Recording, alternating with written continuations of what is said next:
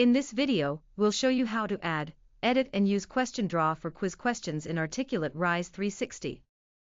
First, open your course in Rise 360 and make sure you already have a question bank. Your question bank should include all the questions you want to use in your quiz. Next, go to the Content section. Open the lesson where you want to add a quiz, or where you want to edit an existing quiz. Now, add a new lesson and name it Quiz. Click Add Content, then select Create Quiz. Click Add Question.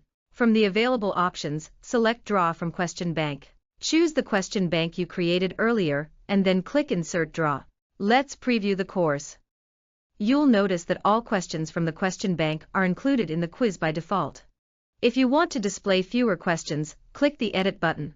Select the question bank, then click Edit again to adjust the draw settings. Here, you have two options.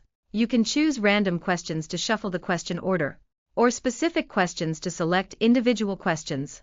Enter the number of questions you want learners to see. Click Update Draw to save your changes. Preview the course once more.